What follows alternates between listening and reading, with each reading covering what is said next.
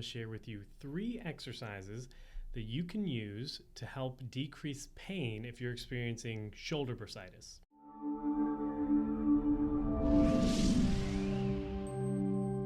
Rafi from ProActive Rehab and Wellness, and I want to share with you 3 exercises that you can use to help decrease pain if you're experiencing shoulder bursitis.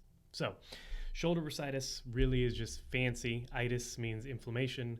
Bursa is just a small fluid-filled sac that sits up under the acromion here at your shoulder, and its main job is to kind of cushion the rotator cuff in the shoulder itself from the acromion process of the scapula. So sometimes you might get inflammation, you might get it irritated. For whatever reason, the bursa itself will become inflamed, and that can be very painful. It can cause painful movements with particularly overhead movements or across the body, things like that.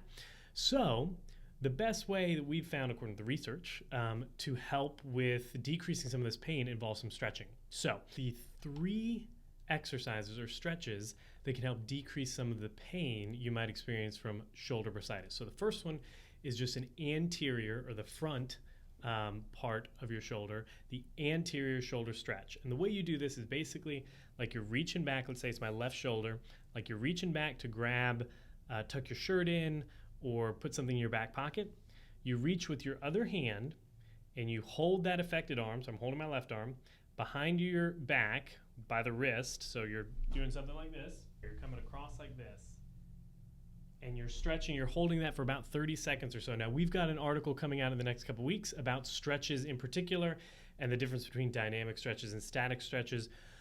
For bursitis, trying to decrease inflammation, increase nutrient flow to the area, static stretches is what we want to go with. So statically you're stretching, you're pulling it back, you're holding for 30 seconds, particularly across your back here, holding it for 30 seconds and then relaxing. And you can do that, 1 to 4 times a day if you want to. Just come stretch back. We always say to try to do these in sets of like 3 to 5 reps. So maybe 3 stretches at 30 seconds each. Then you're talking about 90 seconds of stretches total for the anterior part. The next exercise or the next stretch is just the opposite. So you're doing the posterior shoulder or the back part of the shoulder. And this is probably one that you've seen a lot. You're basically just coming across and holding for 30 seconds. So you're grabbing your elbow with your other hand and just pulling up and across the body. You should feel a stretch back here. You're holding that for 30 seconds or so, and then when you're relaxing. Again, 3 to 5 reps, 1 to 4 times a day. So you're talking, 90 seconds of stretching in that direction each time. The bonus, the third, would be an overhead stretch. So oftentimes, whenever there's inflammation at the bursa, overhead movement gets limited. You almost get like an impingement type symptom, and that's kind of what it is. The bursa's there getting inflamed, so then when you rotate overhead, it's pinching on the structures below it, right? So one of the ways that you can stretch that is just simply by stretching overhead. Now, I don't have a dowel here, but let's pretend that this is a long stick, all right?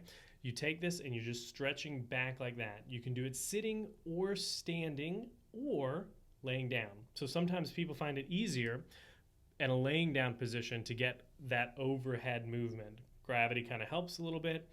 And with this movement in particular, you're letting your right arm, if you're working on your left, you're letting your opposite arm, your right arm in this case, do most of that work. So you're trying to stretch, holding for, again, 30 seconds or so, and then coming back down, doing that for 3 to 5 reps. And again, 1 to 4 times a day. So hopefully that helps you if you're experiencing some discomfort or pain from shoulder bursitis.